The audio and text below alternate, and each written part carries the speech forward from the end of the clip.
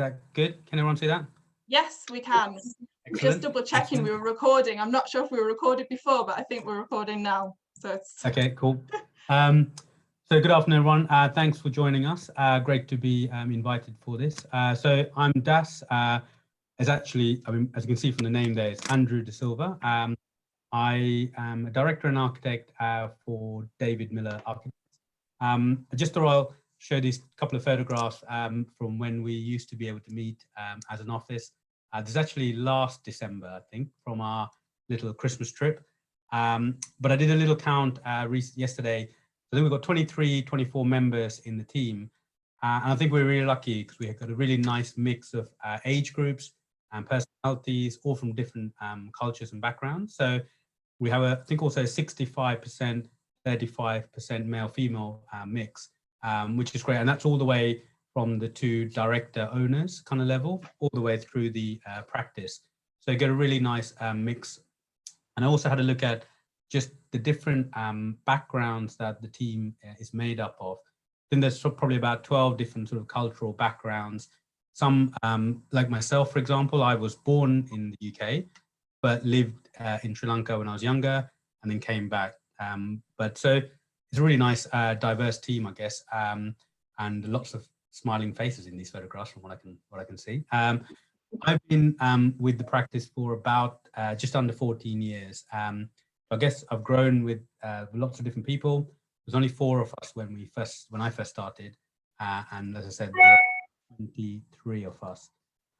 So really nice group to work with, and as I said, different age groups as well, and also interestingly, not everyone's come through, let's say, the traditional architectural education background. We have a couple of interior designers.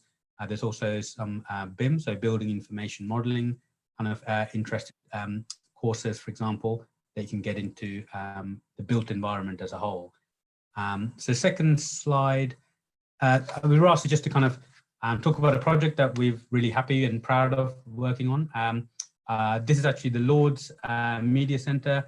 Don't know if anyone's interested in cricket, but I happen to be super interested in cricket. This actually building was designed by Future Systems and completed in 1999 originally. And he won the Sterling Award for that year.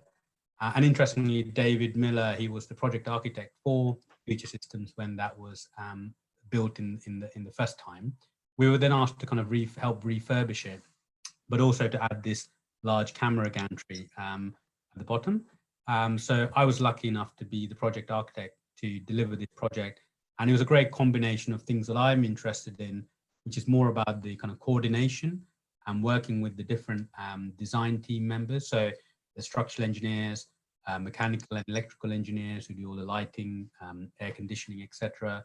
But also the client and also the contractor, who's the team that delivers the project.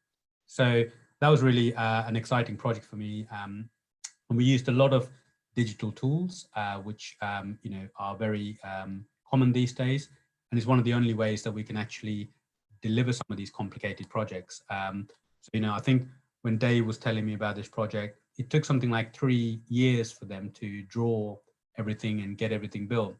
I think we had actually modeled this in the space of about 2 or 3 days, in fact, now with the new technology and the ability to scan using different scanning technologies, etc. So that's probably a great project for me to have worked on.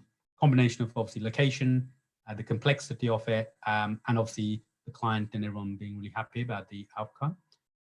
And then in terms of I thought I'll kind of put up these 2 personalities. You've got Jeffrey Bauer and Minette De Silva. No relation, as I know, as far as I'm aware, to be honest. But when I did my year out, I did it back in Sri Lanka. So after I did my degree, you have to kind of get a year's experience as a minimum. So I went back to Sri Lanka and worked there. And I worked for someone who actually had worked under Jeffrey Bauer. So it was great to kind of get an insight into this gentleman who originally studied law in the UK, actually, and then came back and studied and retrained as an architect at the Architectural Association, again in London. But they worked together, and there's another gentleman called Ulrik Plesner, who's Danish, who were part of that practice. And they generated this style called tropical modernism. And his buildings are very, very simple in many ways, but very much sort of encompassing some of the sustainable and kind of, and this is a hotel, for example, that you can see here. You know, all the kind of overgrown, all the roofs are kind of got green roofs, trees, cross ventilation, etc.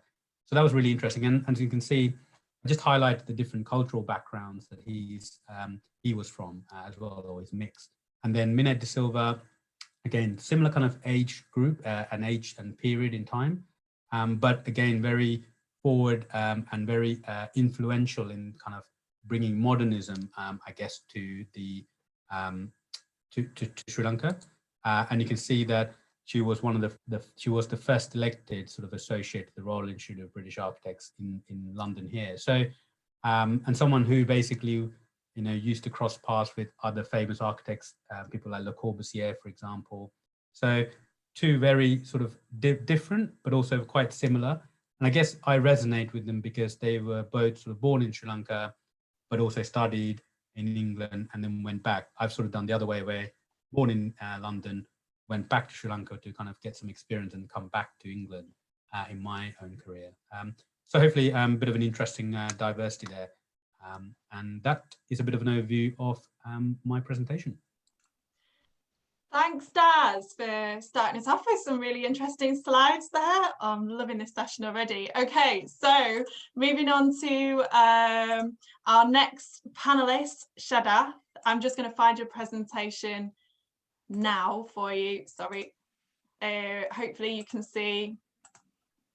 It's coming up. Can you see that? Can see that. Yeah. Can you hear me? Yeah. Yes, we can hear you. Yeah, that's fine.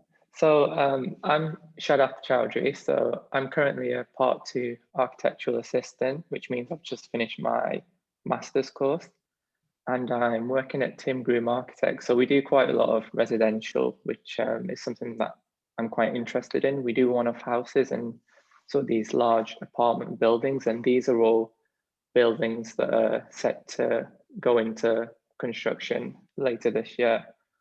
So if you go on the next slide. Sorry. One back. So this is a bit about me. So I was born here, but my family are from Bangladesh. They moved here when they were around 18 years old. So they were quite new to the UK, and for me in particular, I've not known that I didn't really know that I wanted to be an architect, but I've always been interested in drawings.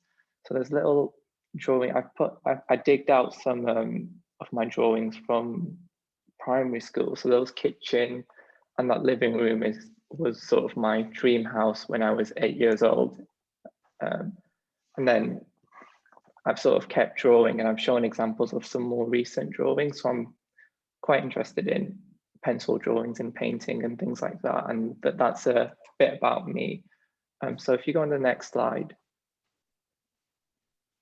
So this is my university work, which I did last year. So it's influenced by the architecture from Bangladesh. So I've done a lot of research in flooding in coastal areas, especially in Bangladesh, where sea levels rise quite often, and it sort of leaves people at risk, vulnerable people at risk. So I've sort of took all the things that I've learned from my research in Bangladesh and applied it to my work, which is based in the UK. So that this was sort of what I came up with for my final project, is we're looking at the town 200 years in the future and seeing what would happen if a large flood did tend to happen. So for example, in the top left, there's an image where it's a space, but it can allow water in. So it acts as a sort of like a tank, but it can also be used as a swimming pool when there's quite a large flood. So things like that. And the construction is quite lightweight and sustainable, and it's trying to use as much timber as possible. So if you go into the next page. So this is a bit more on two of my favorite projects that I've been working on at work. Two of the only projects that I've been working on. I've only been here for 5 months. So the first one is it's a tower scheme in Manchester that I've sort of been given control over. So I'm sort of leading this project, and it's trying to use what I've learned at uni to create a large residential scheme, and it's the idea of creating like a courtyard in the center and detailing it. We've gone for I decided to go for quite a bold green color, something quite different and new to Manchester. So we'll just see how that project goes. And the one on the right hand side is a student accommodation that I've been working on. So it's building a couple of new student accommodation buildings, and there's an existing villa on the site that I've sort of refurbished and extended. So the bottom right hand sketch is a sketch that I did 2.5 months ago of what I thought it would look like after the initial design. And the render above is the image of the project 3 months later, after all the design development. So hopefully that will also go in for planning soon. And that's me. That's a bit about me. Thank you, Shadath. I can't believe how amazing you were at drawing at 8.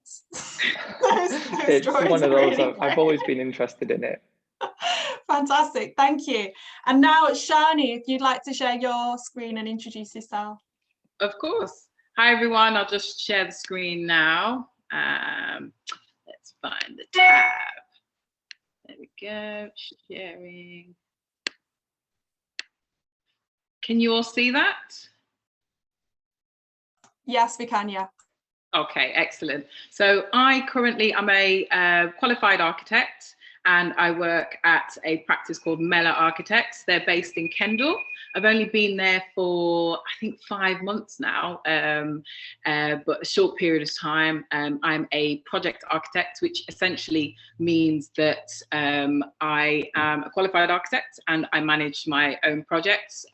So whenever something new comes into the office, I will meet the clients, take the brief, and run with a set of requirements that they need to produce a building, essentially. So yeah, we work in a range of sectors, but mostly healthcare.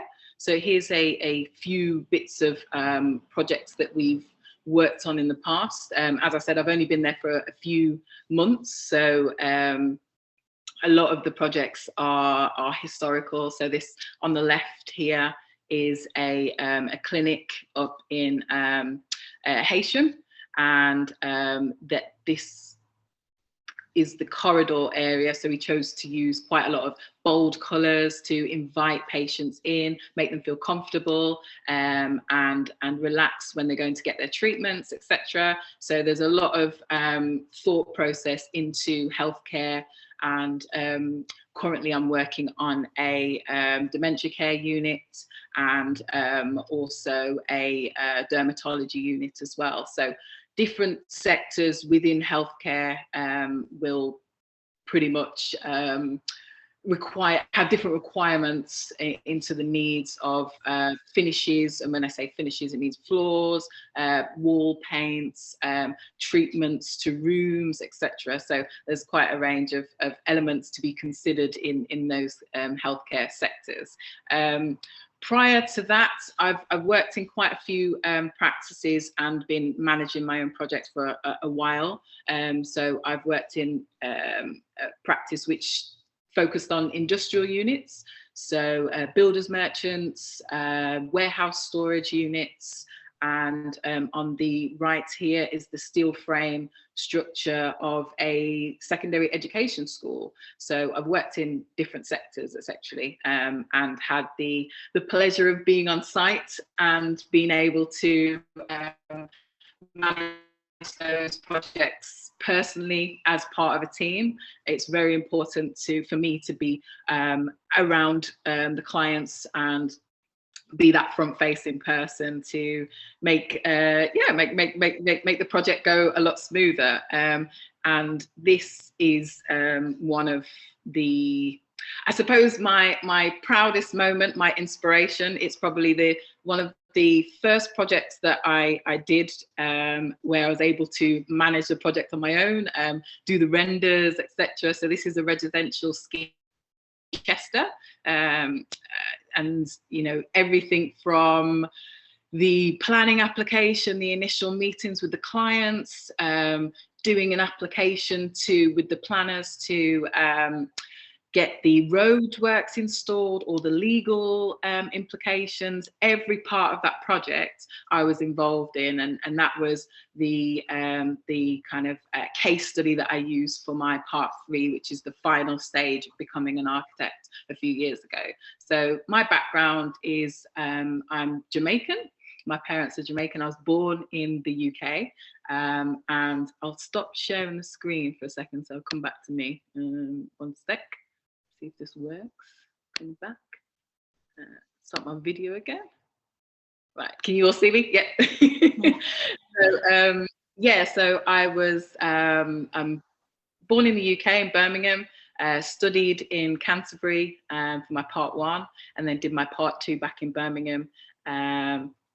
And then took my part 3 in Chester. So I've been around in different parts of the countries, and had the pleasure of working in China as well. So for me, it's very important to be around different cultures, different types of people, and it helps me to influence what I do on a day-to-day basis. I love to be around people and client-facing, etc. And our practice, it's quite new to me because it's probably the second place that I've worked at which has only got, there's only 5 of us in the team, so it's very, very tight knit, and it makes it more of a family. So that's just a little bit about me. So yeah, thank you.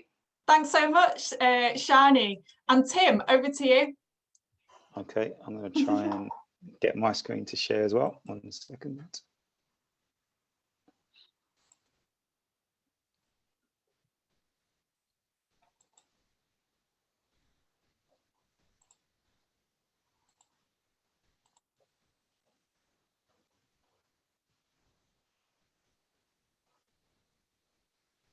I might need you to help me here. For some reason, it's not giving me the option. That's okay. Last time.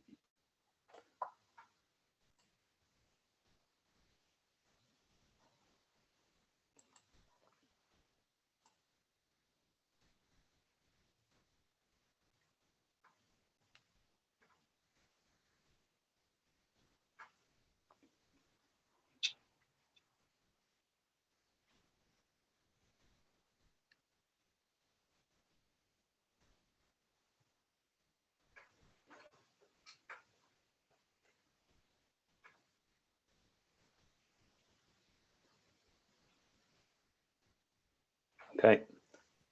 Can you hear me? Yep. Yep. Okay, perfect. So hi everyone, sorry about that. My name's Tim Ennis. I am a senior construction manager currently working at ISU Construction. So my progression into the industry started at school, where we had to do a 2-week placement. I went and worked for a small company in Uxbridge, which is a piling company, and I, for some reason, enjoyed it, even though I had no previous interest in construction. So this kind of developed around what GCSEs I did and A-levels, and I was quite lucky that my brother, who's a couple of years older than me, was applying to university at the time, so I was able to look in his prospectuses for university and see all the options for construction. So I went to Oxford Brookes University, where I did a construction management degree. This included a year's placement working for a company called Berkeley Homes, who are a residential company. So I did some projects in Crouch End, which is in North London, and also in sort of near Farringdon Way, which again was kind of just north of the centre of London. So that kind of geared me towards working in residential projects. But then when I actually graduated from university, I decided that I wanted to do a whole array of things, and I was quite fortunate in that the company I landed at kind of did a bit of everything. So throughout my career, I've done everything from residential projects, I've done retail projects, I've done mental hospitals, I've done offices. So it's been a massive kind of array of different things, and that's, I think, kind of helped me to really kind of love what I do. If you go on to the next slide. So I've just picked on a couple of projects. So the current projects I'm working, it's quite funny. I've actually gone full circle, and I'm now currently working on a residential project. So I'm working on a 56 two-block development for a housing association called Home Group, and this has basically got a mix of 1 and 2 bedroom apartments, and this is due to complete in about a month's time. In terms of the most prestigious projects I've worked on, that would definitely be the Apple Store on Regent Street. It's by and far the only project I've done where it's actually had a media day, and we had to do interviews for people like GQ and magazine and the BBC. It's basically Apple's flagship store in the centre of London. It's got the biggest footfall of any store in London as well. So what that means is that when the Apple Store actually shut, all the shops around it saw a 30% decline in the number of people coming into their stores. So being actually near the Apple Store actually increases your revenue for other shops in the vicinity as well. In terms of development itself, so it kind of lasted about 13 months. We had to basically do a lot of cut and carve, which basically means we had to strip out a lot of the existing floor. There's a lot of steel work that went in. And one of the photos there, you can see it had Europe's largest 7K screen, which was basically approximately sort of 4 meters by about 11 meters in size. And the final photo you can just see on the right hand side just shows that when it is open and operating, there's approximately 1,000 people in the store at any one time. So it's quite a busy place to be. If you just move on to the last slide. So I was basically asked to talk about a few points around how my ethnicity kind of influences my work. So I've put a picture of my brother there, who's a bit of an inspiration for me, although he doesn't know that I've actually put that in there, so he may or may not appreciate that. But being black, I definitely understand the importance of my actions on a daily basis. I feel, you know, if and when I do certain things, it's kind of accentuated, whether that's positively or negatively. So that's definitely something that's always at the forefront of my thinking. I'm always conscious of the fact that because there isn't too many people like me in inverted commas working where I work, it's important that I leave a positive impact on the teams and the people that I deal with on a day-to-day basis. Having obviously worked where I've worked, and as I've said, kind of been a bit of a niche, if you like, it definitely motivates me to try and make life a little easier for any people that might want to follow in my footsteps in the future. And I'm also, on the negative side, I'm a bit more aware that if I do make a mistake, it's more likely to be picked up upon, basically because obviously the colour of my skin. This obviously motivates me to work harder, to create a good reputation. And I'm hoping that obviously as my career progresses, this is something that I'll continue to do going forward, and obviously try and encourage more people into the industry as well. And that is me. Thank you so much, Tim, for sharing that with us. And finally, Vicky, do you want me to share? I will. I've actually made 1 or 2 changes, so okay, I'll leave for you to share then. Yeah. Before we then move to our questions, I can see you guys have got some questions coming in already, so that's great. So Vicky. Okay.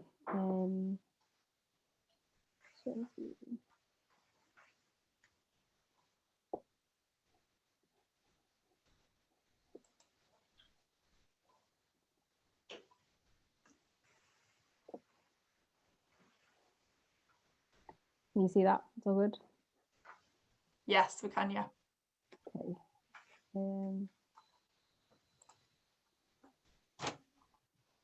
I'll just do it like this, it's fine. So my name's Vicky. I am currently a Part 3 candidate, which means that I am sitting my Part 3 exam. So as Shani was saying before, the qualifying process to becoming an architect, that's the point that I am at, and I'm hoping to qualify at the end of this year. So fingers crossed. I'm also working currently for a practice in Stockport, just outside of Manchester, called TADW Architects. And in our practice, we do a lot of residential work. We work with councils and housing associations and older people's homes. And we do a lot of community work with churches and community centres. So our work is very community driven, and it's very residential. And we do have a big interest in conservation and reusing and focusing on green and environmental practices. And I'm also a RIBA National Council member, so I represent the members of the council across all stages, but particularly the students and the associate members, so people like me, basically. India asked us to maybe talk about an architect or someone that we really admire and we like. Although I don't really have a favorite architect, but I do have favorite buildings. And this building in Spain, in Barcelona, which is by Antonio Gaudi, who is not necessarily from a diverse background, but I love his work, and particularly Casa Bayo, because it has a very specific attention to detail. And I think for me, as a Black woman working in this field in the Western world, I have to pay attention to detail sometimes more than other people might. And I also think in architecture, it's really good to be specific about the people that you're designing for and the needs of those people. And to also express the architecture in a way that's interesting and fun, but still pays attention to all those details. And I'll just quickly show you some of my project that I did when I graduated in 2019. So this is my final year project, and I was designing a hair salon that was based in the middle of Manchester for Black women. And I was looking at this idea of debating and about how Black women's hair is always a contentious topic, especially in the workplace. And for many Black women, we have to manage those things as well as day-to-day work. And I wanted to do a project that celebrated our hair, that talked about the Black experience in the UK, and also specifically looking at women as well, and how we can provide women with spaces that they feel comfortable and safe and access within the city that typically haven't been very welcoming to us. So these are some sort of 3D perspective drawings that I did. And this is a planned drawing showing the salon in the daytime. And then in the evening time, it becomes this like community space that you can go and have debate and conversation. And just some more drawings. I made a model, and some of the influences that I had were from my Nigerian culture. So I was born in Nigeria and I've basically grown up in the UK. But I still have a very close connection to that. I still speak Yoruba language at home. We eat the food, we talk about things that are happening in our culture. And I wanted to bring that into this British shopfront that I was redesigning. I was using an existing building, and I wanted to take this traditional English shopfront and infuse it with some of my Nigerian culture and heritage. And it was really great. It was a great project to do. I had a lot of fun. And I wanted to show my this project in particular because I find that often when we're studying, when we're working, we sometimes living in the Western world can just focus on Western things. But I wanted to show how you can take your culture and your heritage from everywhere, and you can mix them together, and you can produce something that is reflective of who you are and what your identity as a ethnic person is, or with somebody from a different background to somebody else. You can mix everything together and make a really interesting project, even in the workplace. So yeah, I'll just stop the screen now. Thank you so much, Vicky. It's really inspiring to hear about some of your designs there that have fused the different ethnic backgrounds in there, and really inspiring and interesting. Okay, I'm conscious of time, so I think what I might do is go almost straight to the questions that are coming in, panelists, if that's okay, and then we might pick up on some of those issues that we've discussed before our session. So we've got up here about I'm really interested in learning about some architects and designers from a range of ethnic backgrounds and cultures, whether they're contemporary or historic. So are there any that you can recommend? Does anybody have an immediate example? I know, Daz, you included 2 in your opening presentation. Yes, just to fire off 2 contemporaries, I guess, that I'm sure the other team members will also kind of think. You've got Sir David Adjaye. He's, if I'm not mistaken, Ghanaian background. Is that correct? He's Ghanaian, isn't he? Yeah. So Sir David Adjaye, so probably currently practicing. Actually, one of my colleagues actually works, or one of my ex-colleagues, she now works for him as well. So he's probably one of the most well-known, and he's won the RIBA gold medal, I think last year or this year as well, which is the highest sort of medal you can get from the Royal Institute of British Architects, for example. So that is one figure. And a lady who passed away very sadly a couple of years ago, Zaha Hadid, again, very well known, very striking buildings. Took a lot of effort to kind of to get anyone to take her seriously, I guess, in terms of realizing any of her designs. But I think they're now seen across the globe, to be honest, in terms of her projects. But she was, I believe, Iraqi based, or historically, or parents from Iraqi, for example. So they're the two that come immediately to mind, for example. I'm sure the others have others as well. Does anybody have anything they'd like to immediately add? If not, that's fine. No, they were the two that I would have said, what automatically comes to mind. Great, thank you. Just on that, actually, it might be quite interesting to pick up on something, Vicky, that you raised about the curriculum, and once you go on to studying architecture and moving into the built environment, in terms of referencing and learning about different architects out there. Would you care to expand on that you noticed? Yeah, we had a little chat before earlier this week about the things that we've kind of thought have been a difficulty in our education or in our careers regarding diversity. And one thing that struck me is that there's not very many non-white lecturers or tutors or teaching staff in the built environment, especially at the higher education and the academic areas. You do find more in practice.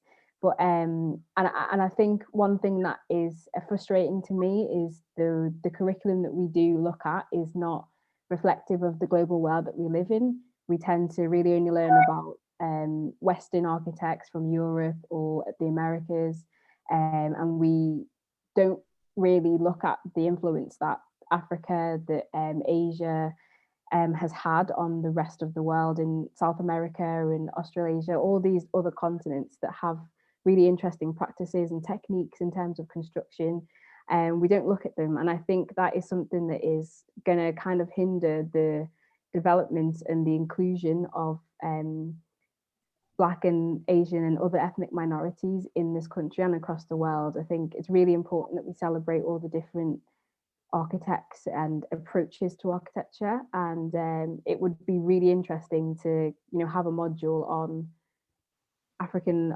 architects, or how the construction environment works there, or how the built environment works there. I think that would be really interesting. It would really move the profession in a more inclusive direction. Yeah, certainly. I think there could be some changes that could be made there. And I think even just including your example of how you yourself thought about your Nigerian influences in terms of thinking of your own design, it's possible to lift and merge and learn and reference. So yeah, really make sure you look out there, because they're definitely out there. It just maybe it just requires a bit more work to find them if you're not brought to those examples immediately in your curriculum when you're studying.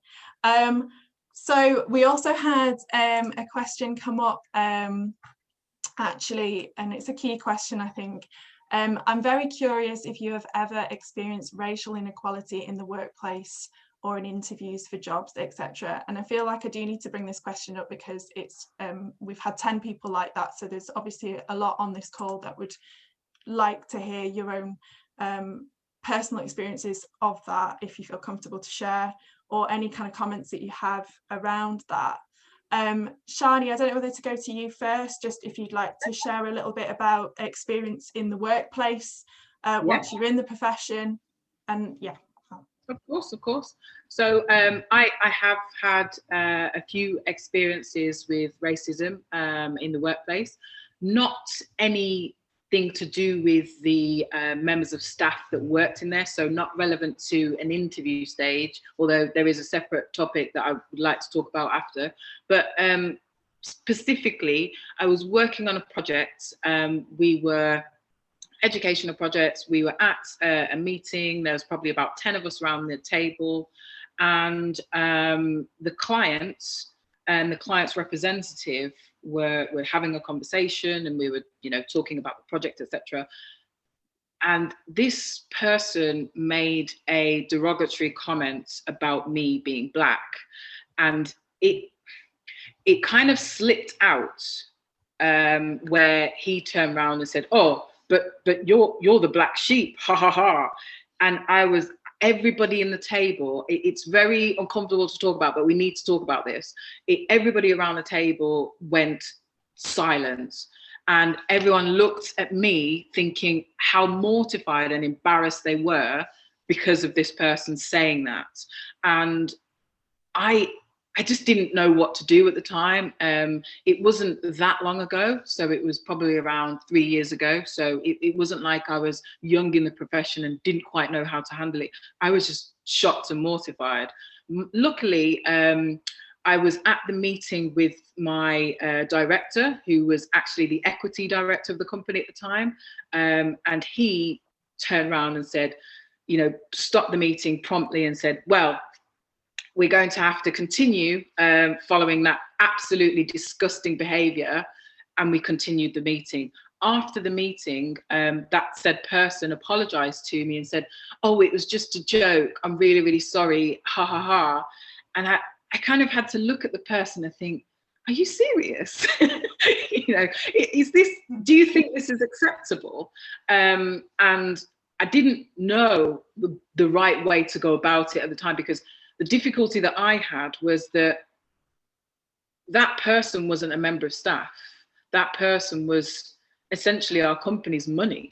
So by me kind of acting in any kind of negative way or challenging and justifying myself, I felt like I was putting our company's money at risk. But in the end, I talked to my line manager, I talked to the director who was at the meeting, and I said, look, I'm really feeling uncomfortable. I cannot work with this person knowing on a day-to-day basis, knowing that there's that kind of inbuilt feeling inside of him that regardless of how or why it slipped out. That was his inner thoughts. And it was uncomfortable for me. And because he was the contractor, I'd be dealing with him for the period of, I think it was a 3-year project. So how we got that resolved essentially was my equity director spoke with his equivalent in the contractor's company, and that person then got moved onto a different project. Now, you could turn around and say, if I wasn't a person of color, and if that was the other way around, or somebody might have got sacked, for example, or there might have been different disciplinary procedures, he might have lost his job if it was pursued in a different way. I don't know, but the main thing for me that was a positive was that I was able to speak about it, tell people how I was uncomfortable. Thankfully, somebody was there to experience the unjust situation, so it wasn't my word versus his, and that got dealt with accordingly.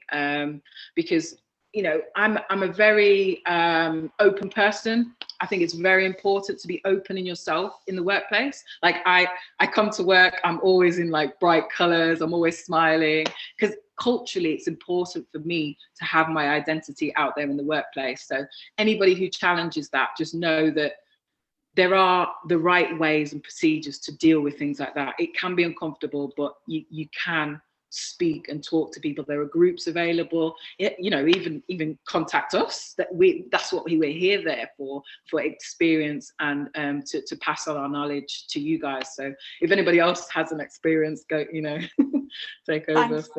Thank you for sharing that, Shani. Really difficult experience for yourself there, but I'm glad that you ended that share with a positive there, in that you found a strategy to have that addressed. And I like the fact that you're embracing the identity. Identity is something that definitely came up in our pre-discussion around this. And I don't know, before I move on from that, does anybody have anything to add to that question?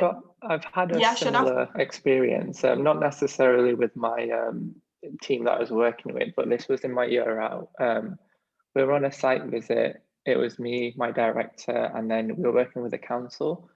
So a few of us were going around the town centre and looking at where we're going to do our proposal. And it wasn't necessarily any of the clients, it was just the general public who were saying sort of inappropriate racial things. So things like, oh, go back to your country, you don't belong here. While we were walking across a site visit, which was completely inappropriate. But what was quite good was that the council member who was with us and my director as well, they stood up for me. They told the people who were there not to, that was really inappropriate and not to say things like that. But if I was by myself, it would have been a completely different situation. I wouldn't know how to react or what to say back to them. So I was quite lucky in a sense that I had people with me. Yeah. And then another sort of another thing that happens quite often is, so I'm from a Bengali background. People do it without realizing, but they automatically assume that I'm good at making curries. So they'll innocently say, "Oh, could you bring in some of your food from work?" I'm a horrible cook. I can't cook at all, but it's something that if it happens, I'm quite comfortable educating people to say, okay, I'm not a good cook, and it's not right to assume that all Bengalis or Indians or Pakistanis can cook. So it's little things like that, which you, once it happens and you educate someone, they sort of realize and accept the mistake that they've made. And it's quite nice that they don't do it again and that they're a bit more cautious about what they say. But those are my sort of two experiences. Yeah. Thank you for sharing that, Shada.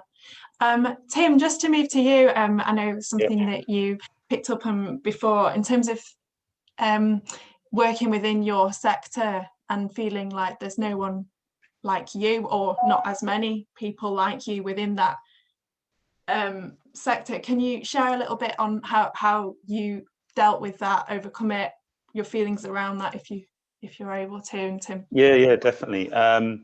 So when I first started working after university, it became very apparent very quickly that, you know, people who looked like me, essentially, you know, there wasn't anyone there. I think if I was to, you know, even up to now, I'd probably have asked to sort of count the numbers that have kind of been in a similar position to me, especially when it comes to site-based. Unfortunately, I could probably, in the case of 16 years, still just use one hand to count them all, which is, you know, is a ridiculously low number. I think when I came in, it became very, very clear very quickly that, you know, in terms of role models and you know, people to look up to, there wasn't any. It was also became very clear very quickly that I think people of a lighter skin tone were kind of looked after a bit more. You know, senior managers tended to build better relationships with them. And at times, I think I felt quite isolated in terms of being out there on my own and knowing that whilst I could go and talk to my line managers about issues, in terms of career progression, it was always going to be a little bit harder for me. And kind of linking into that previous question, some of the points the other guys have raised. I know when I first started, so we're going back a good 10 years ago or so. I was in the office at one time, but it was kind of like an L shape. So a couple of colleagues didn't realise necessarily that I was in there. And one of my colleagues made a comment around, you know, what I was going to produce based on the colour of my skin, saying that, you know, around how black people are lazy. And it was quite shocking for me that someone had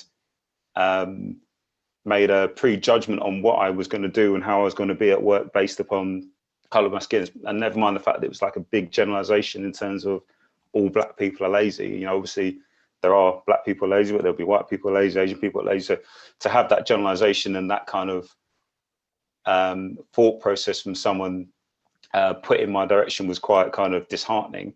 I also found that there was quite, in terms of mentoring, there wasn't really any kind of mentoring opportunities for me. I think, again, like some of my white colleagues had senior managers who took them under the wing and helped them through. So for me, it was quite difficult in terms of knowing that I was going to have to work a lot harder to achieve the same results in terms of career progression and recognition in the industry. So I think flipping that round, so I don't want it to sound like all negative, I think flipping that round, that's made me more resilient. It's definitely motivated me to make sure that, you know, I'm always working hard, I'm always creating a positive impact with the people I'm working with, and people can see the positive lights. And And whilst I don't feel necessarily I should have to do that, I'm willing to do that if that's what it takes to see some positive change.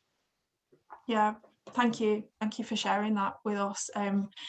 Absolutely. And so obviously those sorts of experiences unfortunately still very much exist within this sector and all other sectors, I'm sure.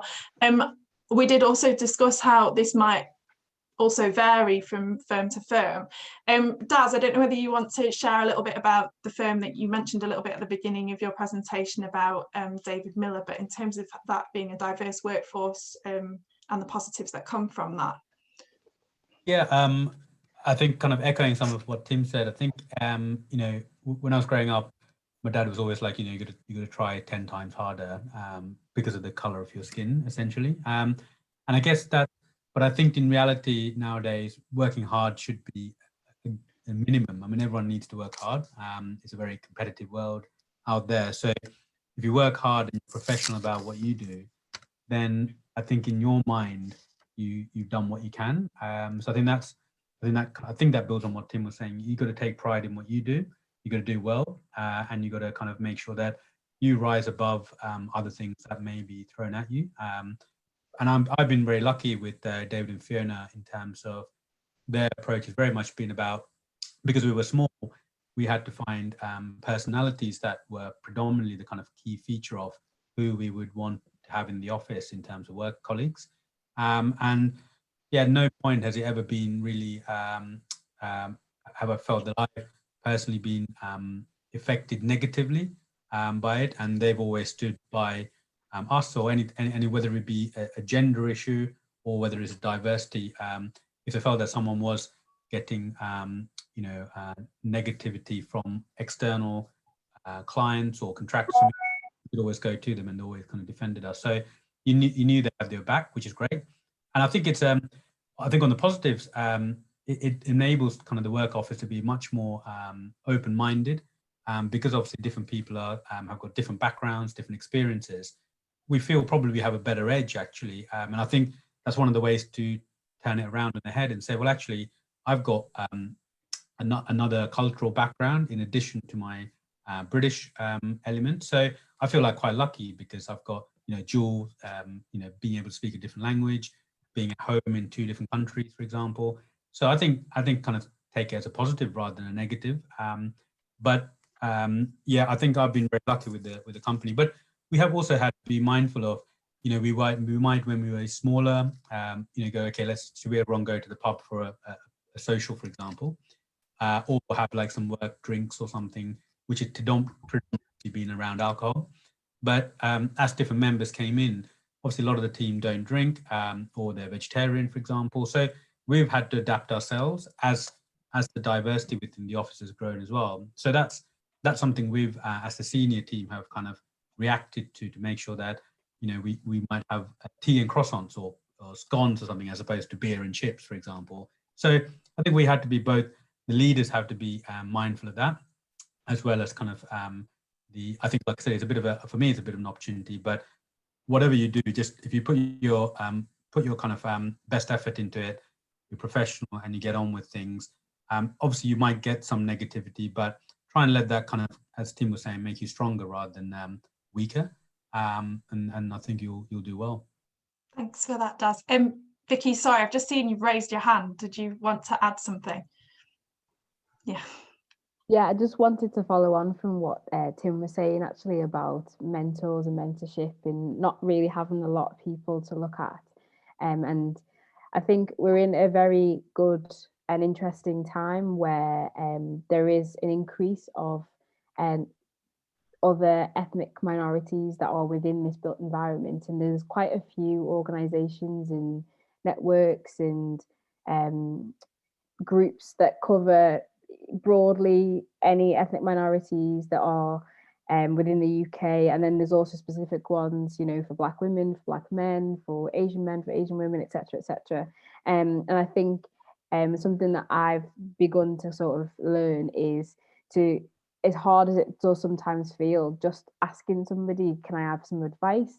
You know, LinkedIn is really good to passively start to engage with people in your field. So, you know, connecting with somebody who you admire, you've seen, and sending them a message, liking one of their posts every now and again. I think it's a really good world that we're in now, that we can start to connect with more people that maybe aren't close physically to us, but are in the same industry, and we can connect to them, we can learn from each other. So that's one thing that there's loads of organizations and networks out there that are specifically for ethnic minorities, which are really good for us to get engaged with and to, you know, be mentored by and be a mentor to somebody else as well. Thanks, Vicky. Wow, I've just seen the time, but I'd like to try and cover a couple more questions if possible. There is actually a fellow Sri Lankan young person on the call listening in, who asked, why did you choose architecture as your profession? And perhaps that could lead us into a little bit about talking about it as a career choice, and potential challenges that had to be overcome in that as a career choice. Over to you, Daz, and then maybe to you, Shadath, to share, and I'll open it out. Nice to see another on the group. I think I came from it. I was interested in art, but I was also kind of practical, kind of like making things. But also, my dad was very keen on making sure that I was kind of into maths and stuff. So, as probably a lot of Asians, we're normally meant to be doctors, for example. That's their atypical kind of career choice going down the route.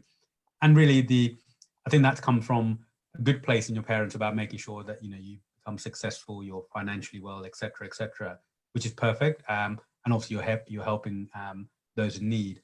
However, that really wasn't what was interesting to me, but the art and the science and the making was. So it was difficult to kind of convince my parents that is what I wanted to do. And you had various debates with sort of uncles and all sorts of every other person around the family.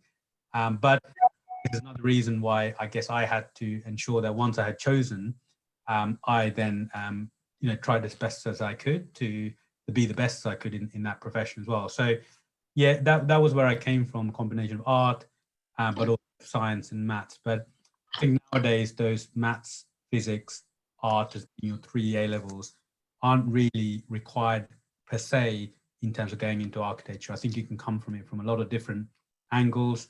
I think I mentioned before, there's a lot of digital tools now being used, like coding, gaming software being used in the industry. So I think there's a lot more avenues, and there's also like an apprenticeship kind of route as well, as opposed to the much longer traditional architecture education route. So I think that's all positive. Yeah, it should hopefully give you more opportunities to kind of come from it from different angles.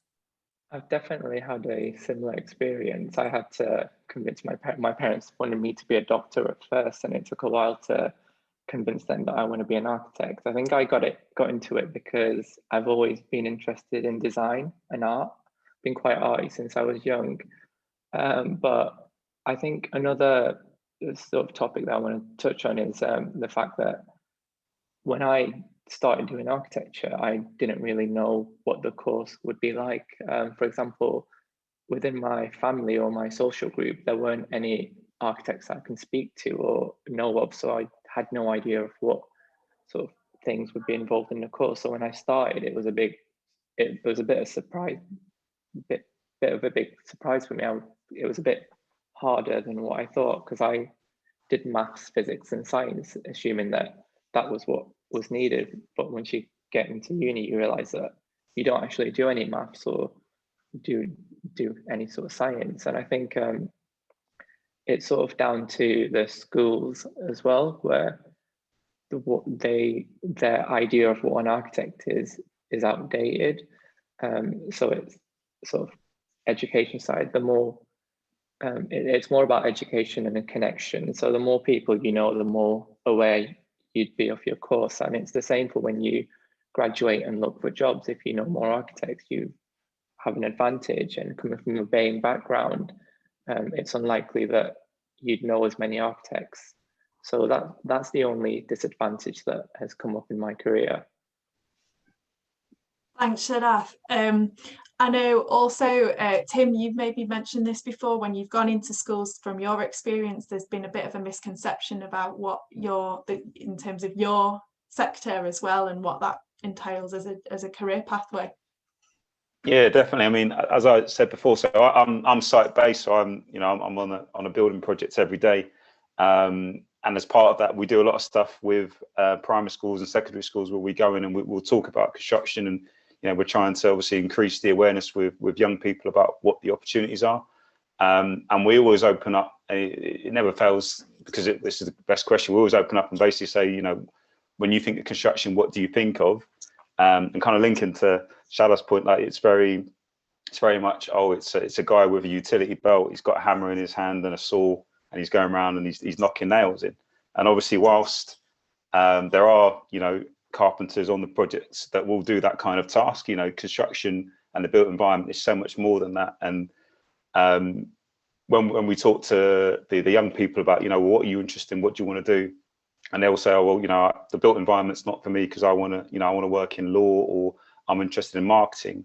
And then you kind of explain to them how, there's people that, work for my company or within the industry. We have a marketing department, we have people that do social media related stuff. Obviously we've got a legal team. And they all always seem to be very, very shocked that, oh, so you mean in construction, people have legal meetings? There's a lot of adjudication where one company might disagree with another company around something, and obviously get settled in court. So I think again that links back to a lack of engagement. Probably some of it's obviously our fault. We're not engaged enough with schools, but I think enough also schools not really understanding the industry and what it can offer young people, and as a result young people only experience maybe what they see in the media or what they might experience maybe walking down the street. So I think it's kind of a dual responsibility for us to show, kind of similar to what we're doing now, show and talk about what the opportunities are and what young people can do. And as a result of that, hopefully then we can increase the engagement generally, but obviously predominantly at the moment we're talking about people getting into the industry. So yeah, definitely something that we need to work upon, I think. Yeah, absolutely. Increasing engagement, increasing education, but also increasing that representation of people from different ethnic backgrounds within the sector too. Yep. I'm really conscious of time and we've gone over a little bit. Shani, was there something that you were going to add in earlier that I maybe missed? I know you had a second point, but if not, that's fine. Probably just touching on interviews and CVs. I think that yes. Do you want to mention that, and then we'll have to round up the session. I know, so there was a question about interview process and experiencing any kind of racism or uncomfortable situations in an interview situation. But I think nowadays it's getting a lot easier to apply for jobs with being anonymous. So if you feel that you're at that stage and later on in life you go to uni and you're applying to jobs, if you're overly conscious, I think what I found was I applied to certain applications via an agency. Some companies don't like that, and they will be not happy to receive an agency application form. However, if you do your research about a company and you can see, like, say for example, Daz's company, Dave Miller, they're diverse, they welcome a range of diverse backgrounds in their company, go for those kind of practices, go for other practices so that you can grow that culture. But at the same time, it was quite interesting when I was submitting my applications that I had to take my name off my CV and just submit my CV, because it's a blank account of, well, this is a person, this is what they can do, here you go, and decide whether that person fits the job. And a lot of the time there's a positive result from that, because I'm a competent architect. I've worked in a range of sectors, and that shows on my CV. So yeah, definitely kind of rounding it up, just be positive and kind of don't think that our diversity is a negative. It sets us as a difference, and it sets us in a positive light because we have something additional to bring to the table. That's what I think about it.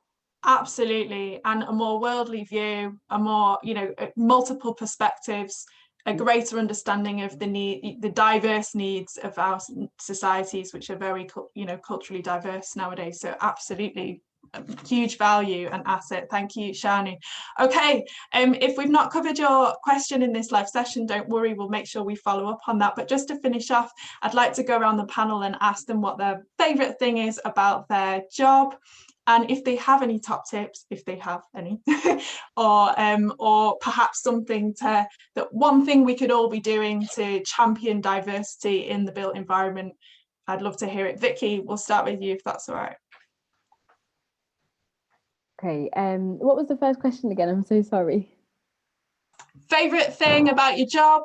Okay, any top tips? My favorite thing about my job would be that we get to create things from sometimes nothing. We get to problem solve, and we get to add value to people's lives in the buildings that we are involved in. So that's my favorite thing. And I think I also love being able to add detail and be specific to people's needs. I'd say a top tip is do something or pursue something that you enjoy and take your time. There's no such thing as being late in your career or in your profession. There is always the right time for everything, and it doesn't matter if somebody else is here and you're still here. You're doing your own thing. It's not a competition, so just do what you enjoy and take it out in your own pace and your own time. Thanks. Daz? I think, yeah, for me, it's really the people that you get to work with. Like I said, I'm quite lucky in terms of that group, which has kind of grown. What I do enjoy is actually kind of working with other clients or contractors, and also going and seeing different sites, because every project is going to be somewhere different. So you sort of get to know different parts of the country, or if you're lucky, working on international projects, for example. So that, for me, the people side is very important, and I'm more of the problem-solving kind of aspect kind of person. So that's pretty cool. Top tips, I guess the same thing. If you've got to kind of follow what you like. However, I think what Shadath was saying, I kind of went into architecture not really having a lot of other people to kind of be able to get info from. So go and visit some of those kind of summer architecture university shows, see if it is what you think it is going to be, and also look at how the construction industry is changing in terms of the modern technology, because you might be able to come in from a different angle, for example. So yeah, that would be my tips, I guess. Learn how to code. That seems to be very important. If you know how to do that, you'll be fine. Thanks, Daz.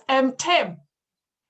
I think that there's probably two favourite things for me. The first one is probably I think there was a question there about travel. So Yeah. I've been quite fortunate in that in my career.